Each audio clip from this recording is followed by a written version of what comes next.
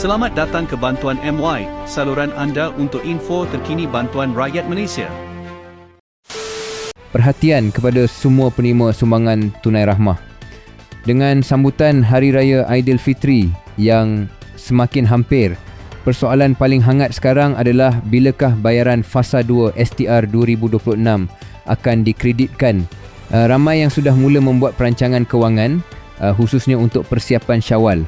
Ada yang merancang membeli pakaian raya, menyediakan kelengkapan rumah dan menampung keperluan keluarga. Justru tarikh bayaran menjadi perkara yang sangat dinantikan.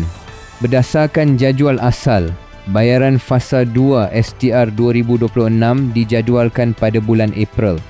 Namun, jika kita melihat situasi tahun lalu, terdapat kemungkinan berlaku perubahan. Pada 2025, bayaran Fasa 2 telah diawalkan sebelum Aidilfitri, iaitu pada 24 Mac 2025, kira-kira seminggu sebelum perayaan. Ketika itu, Aidilfitri jatuh pada 31 Mac 2025.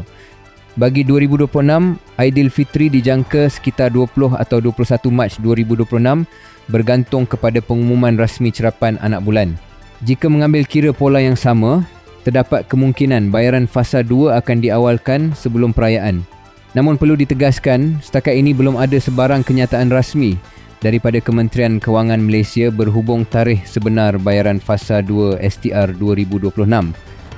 Sebarang tarikh yang berlega di media sosial ketika ini hanyalah jangkaan berdasarkan trend sebelum ini. Jika benar bayaran diawalkan, ada kemungkinan ia dibuat sekitar seminggu sebelum Aidilfitri. Tetapi semuanya masih bergantung kepada pengumuman rasmi kerajaan. Dari segi kelayakan pula, sekiranya jarak antara Fasa 1 dan Fasa 2 adalah singkat seperti sebelum ini, besar kemungkinan bayaran awal hanya melibatkan penerima yang telah berstatus lulus dalam Fasa 1. Bagi mereka yang mengemukakan rayuan dan masih dalam proses atau baru diluluskan, bayaran mungkin akan dibuat mengikut jadual asal pada April. Untuk jumlah bayaran, jika merujuk kepada pelaksanaan terdahulu, kadar Fasa 2 lazimnya adalah sama seperti Fasa 1 mengikut kategori kelayakan masing-masing. Ini termasuk kategori isi rumah berpendapatan rendah, isi rumah berpendapatan sederhana, warga emas tanpa pasangan serta kategori lain yang layak.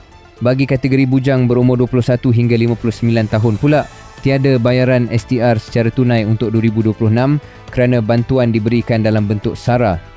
Sebagai makluman tambahan, bayaran SARA bulanan bagi Mac 2026 telah dikreditkan bermula 1 Mac 2026 ke dalam MyCat penerima yang layak. Penerima boleh menggunakan baki tersebut untuk pembelian barangan keperluan asas di pasaraya dan kedai rakan niaga yang mengambil bahagian. Ketika ini, terdapat 15 kategori barangan asas termasuk tambahan kategori barangan sejuk beku seperti produk ayam dan makanan segera terpilih. Kesimpulannya, buat masa ini, kita masih menunggu pengumuman rasmi berhubung tarikh bayaran Fasa 2 STR 2026.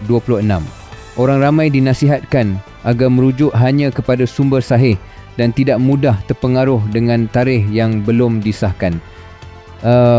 Sebarang perkembangan terkini akan diumumkan oleh pihak kerajaan dalam masa terdekat. Pastikan anda sentiasa peka dengan maklumat rasmi supaya tidak terlepas sebarang info penting berkaitan bantuan ini.